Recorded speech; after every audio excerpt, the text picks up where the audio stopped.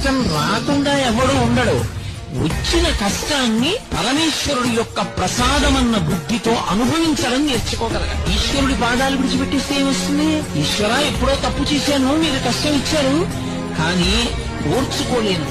తండ్రి ఇప్పుడు బుద్ధి వచ్చింది, ఇంత కష్టపెట్టక అంటే నమశివాభ్యాం అశుభాపహాభ్యాం, అంత కష్టపెట్టం లేరా, తక్కువ కష్టంతో తీసేస్తాను ఈ పాపం అని పాము కరవవలసిన వాణ్ణి చీమ చేత కరిపించి తీసేస్తాడే. కష్టం రాకుండా ఎవడు ఉండడు. వచ్చిన కష్టాన్ని పరమేశ్వరుడి యొక్క ప్రసాదమన్న బుద్ధితో అనుభవించడం నేర్చుకోగలగాలి. ఈశ్వరుడి పాదాలు విడిచిపెట్టేస్తే ఏమొస్తుంది? ఈశ్వర ఎప్పుడో తప్పు చేశాను, మీరు కష్టం ఇచ్చారు, కానీ ఓర్చుకోలేను. తండ్రి ఇప్పుడు బుద్ధి వచ్చింది, ఇంత కష్టపెట్టక అంటే నమశివాభ్యాం అశుభాపహాభ్యాం, అంత కష్టపెట్టం లేరా, తక్కువ కష్టంతో తీసేస్తాను ఈ పాపం అని పాము కరవవలసిన వాణ్ణి చీమ చేత కరిపించి తీసేస్తాడే. కష్టం రాకుండా ఎవడు ఉండడు.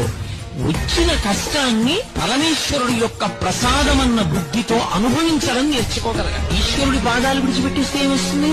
ఈశ్వర ఎప్పుడో తప్పు చేసి